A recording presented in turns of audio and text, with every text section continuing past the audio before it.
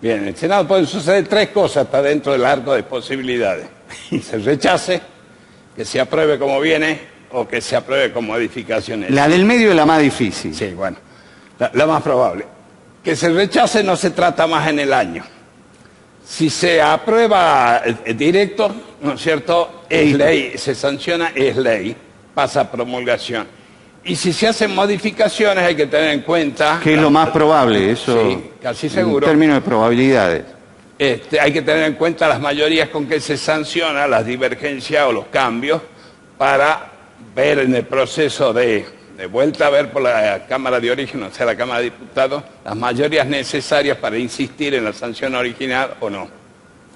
Entonces, si el artículo, por ejemplo, es modificado con los 2/3, el diputado no alcanza los 2/3, se sanciona el texto aprobado por el Senado. Pero si es sancionado con mayoría simple, con solo insistir con mayoría simple en diputados, queda sancionado el texto de diputados. Quiere decir que hay artículos que en comisión hay despachos firmados por mayoría y por minoría. Sí, hay despachos de toda laya, diríamos, ¿no es cierto?, para utilizar... variadito, digamos. Variadito.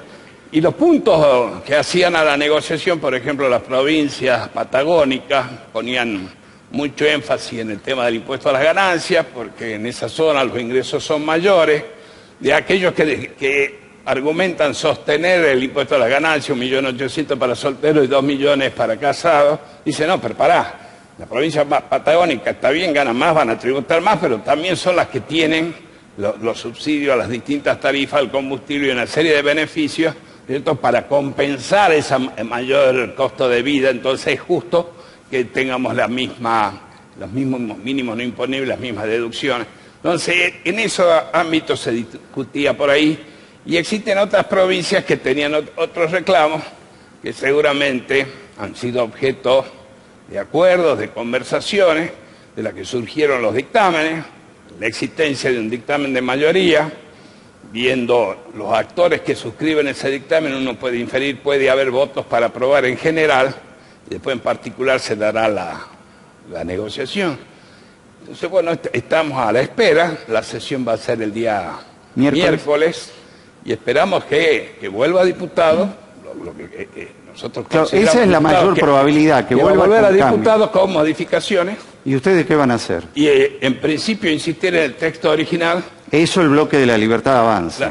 Ahí los acuerdos están dados en ese sentido, y en algunos temas es probable, porque en el Senado se hablaban de algunas mejoras bastante interesantes. Así que no es automático que vayamos a insistir en todo. Es muy probable que algunas modificaciones o buena parte de ellas que vengan al Senado sean aceptadas en diputados. Carlos, hay algunos artículos, y yo me voy a meter un poco en polémica, porque hay algunos artículos que son observables seriamente. Por ejemplo, el artículo que establece que en caso de un insumo ser insuficiente, la prioridad la tiene la empresa. En el caso de la minería, el agua es un insumo de alto riesgo. Y en la provincia de Salta la legislación establece la prioridad de uso humano. ¿Cómo compatibilizamos eso? Bien, si nosotros analizamos el orden de prevalencia de las leyes y el origen constitucional de las potestades, los recursos naturales son de titularidad y jurisdicción de las provincias.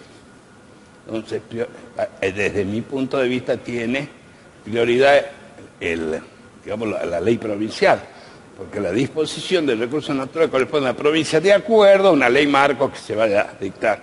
En el tema de la minería, en los lugares donde acá se desarrolla la minería,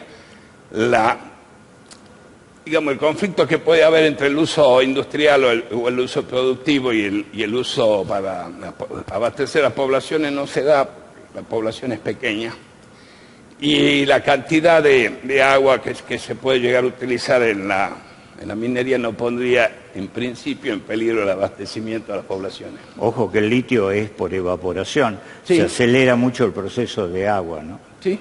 Y al caer, nosotros trajimos el año pasado, no me acuerdo si acá o en el otro canal, a un especialista en hidrología, y nos decía, en el Salar del Hombre Muerto ha bajado un poco los niveles de salmuera. El riesgo es que cuando baja el nivel de salmuera también se corre el de agua dulce hacia los lugares donde, digamos, por una cuestión de niveles, ¿no? Claro, todo depende de la composición geológica. En algún momento yo consideraba que, por ejemplo, hablando con un geólogo, Jorge Juan Marcusi, profesor de la UNSA, me decía, mira, todo el sistema de riego del río Toro viene por acequias convencionales, entonces cuando se subsume el agua, seguramente abastece la corriente o el acuífero que tenemos debajo de la ciudad, y si se pavimenta o se entuba, como es el riego presurizado, vamos a perder posibilidad. Y me dijo, no, la conformación geológica es diferente, los acuíferos son distintos, y el hecho de el riego presurizado no va a abastecer, digamos, las fuentes de agua de la ciudad, y lo mismo sucede en la Puna. En términos concretos, apostamos a que va a priorizarse la potestad de la provincia. Yo entiendo que debe funcionar de esa manera. Lo mismo sucedería con el tema... En caso de conflicto, evidentemente el tribunal idóneo será la Corte Suprema. Sí, y es todo un tema, porque también la provincia tiene una legislación que debe contratarse en lo local, y la ley de base establece que pueden importar lo que quieran sin ningún tipo de aranceles, incluso equipamiento de bienes de capital usado. ¿Ahí funcionaría lo mismo? Pero, a ver, ¿qué problema hay que venga una empresa, traiga lo que necesita para explotar, que no se produce acá, sea nuevo o usado? No, si se produce acá también lo pueden traer. Por supuesto. Ese es el problema.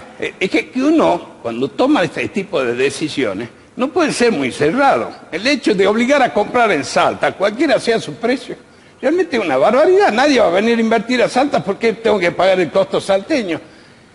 Lo importante es llegar a un estadio donde las personas, los empresarios, tomen decisiones libres, elijan cuáles son sus proveedores, y nosotros, para ser proveedores, compitamos en calidad en precio. El proteccionismo lo único que genera son bolsones de corrupción, atraso y por supuesto, ahuyentar inversión. Yo no estoy hablando de Salta, estoy hablando de que si es necesario un tractor, una fábrica de tractores de Argentina tiene que pagar derechos de importación por sus componentes y además pagar IVA en toda la cadena, cosa que el importado no está pagando. Entonces hay una competencia desleal. Yo no diría competencia desleal, porque el régimen de inversiones va para motorizar y extraer un recurso natural que tiene una vida corta. El petróleo, sabemos que a partir del 2030 empieza a transformarse la matriz productiva en matriz energética de todo el mundo, o sea que las reservas no explotadas de petróleo van a empezar a perder valor. El litio ya está siendo objeto, por parte de los avances tecnológicos y científicos, de la búsqueda de sustitutos. O sea que el avance tecnológico a nuestros recursos naturales lo va a dejar fuera de mercado dentro de poco. Entonces, si nosotros, poniendo una serie de, mirá que no, que compras en Salta, compras nacional, nosotros no vamos a explotar, vamos a seguir siendo pobres. Ese régimen es muy elástico para recuperar la atención, para que la gente venga y los inversores vengan a invertir en la República Argentina, porque entre los defaults, el cambio continuo de legislación que ahuyenta inversiones y la persecución del Estado a aquellos que vienen a dar trabajo, nosotros estamos bastante lejos en la escala de prioridades del mundo. Entonces tenemos que mostrar algo para que vengan a invertir. Si no vienen a invertir, seguiremos siendo ricos en el subsuelo y pobres en la superficie. Y el hecho de que venga una inversión motoriza una serie de actividades que posibilita desarrollo. La exportación de recursos viene en divisas, necesitamos. ¿Por qué es blanco-negro, Carlos? Si han venido inversiones. A ver, yo lo que digo, hay inequidades. Está POSCO. POSCO vino con un régimen de inversiones. Va a venir otro a explotar litio y va a tener estas ventajas, además va a pagar el 25% de impuestos a las ganancias y además no va a tener que liquidar los dólares por sus exportaciones después de 3 años. ¿De dónde sacamos los dólares para pagar la deuda externa? Pero la exportación se cancela con dólares. ¿Con qué se va a cancelar? Va a quedar todo con cuentas a cobrar en el exterior. No, pero no tienen obligación de liquidarlos acá después de los 3 años. ¿Y qué problema hay? A los 3 años suponemos que nosotros vamos a estar andando bien. Pero y no vamos a tener ingresos de dólares por las exportaciones. No que no van a liquidar dólares por lo que tengan que pagar. Entonces, ¿qué es lo que te va a ingresar? Porque la empresa adquiere compromiso acá. Acá va a consumir los sueldos, los tendrá que pagar acá, ¿cierto? Va a consumir combustible, va a consumir servicios, va a consumir comida, transporte, la limpieza porque se sacan los residuos. Y eso es el costo que se tiene que atender en la República Argentina. ¿Vos crees que va a exportar y se va a dejar de traer todos los dólares? Entonces, ¿con qué va a pagar el costo que extinguido acá en la República Argentina?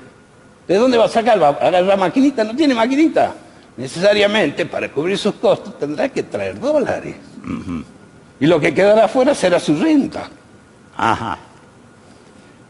Pasando sí, a los últimos minutos de la entrevista, Pacto de Güemes, como lo convoca el gobernador de la provincia. Punto 1, ustedes van a participar. Punto 2, han presentado un documento con ciertas posturas y análisis.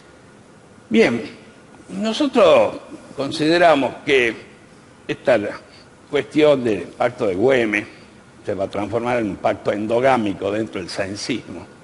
Nosotros primero rechazamos, y realmente nos causa mucha bronca, que se utilice el nombre de nuestro máximo prócer, primer gobernador electo, héroe de la independencia, muerto en combate, en defensa del interés patriota, para hacer un pacto que lo único que busca es reclamar obra pública.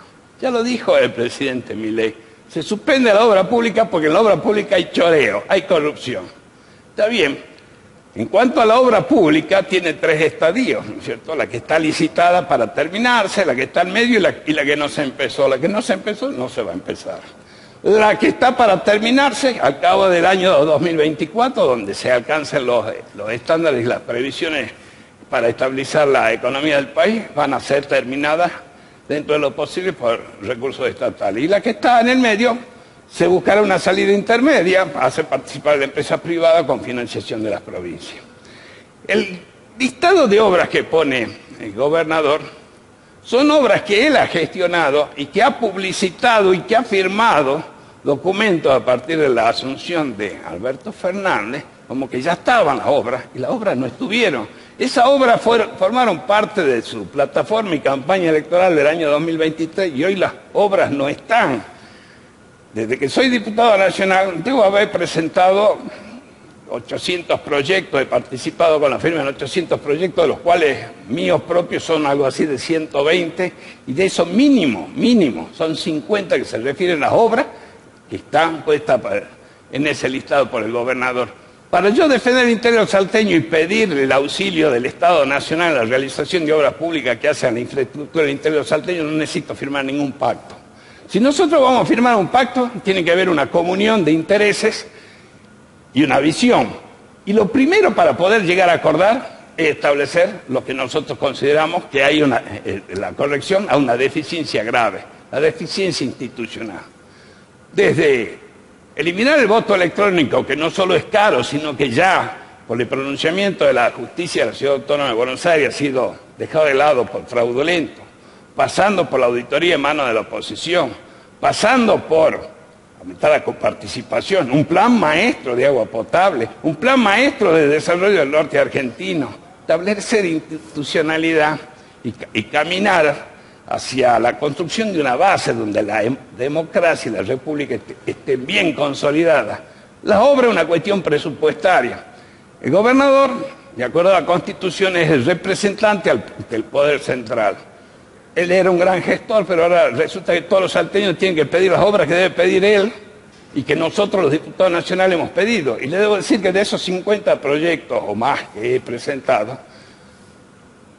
me arriesgaría a decir que la mayoría lo firmé en forma conjunta con el diputado Estrada y la diputada Caletti. No hace falta hacer un circo. Yo, y me hago cargo a lo que digo, considero que es una puesta en escena de una persona que quiere mostrarse como aglutinante de todo y quiere ocupar la escena en estos momentos donde ha caído mucho su imagen. Y lamentablemente los salteños tenemos deficiencia en salud, seguridad y educación, hay poca claridad en el manejo presupuestario y este tipo de pactos no ayudan en nada a lo que necesitan los salteños. ¿Y en qué se diferencia con el pacto en su momento de mayo y ahora que podrá ser de julio? El pacto de mayo de Milei eran cuestiones básicas que hacen a la vida de la República, desde el respeto al derecho de propiedad, las libertades, la libertad a la vida, y las decisiones, y era un decálogo. Esto es un listado de obras. Un listado de obras que se resuelve con la inclusión en el presupuesto. Entonces, todos los salteños, ¿qué vamos a hacer si no lo incluyen en el presupuesto? ¿Le vamos a declarar la guerra a la nación? No tiene sentido. Todos necesitamos eso, pero para que nosotros vamos a sentarnos a firmar un pacto, ese pacto tiene que tener contenido, tiene que tener sustancia. Y la sustancia está en asegurar y fortalecer la institucionalidad de la provincia, que nosotros la vemos sumamente débil.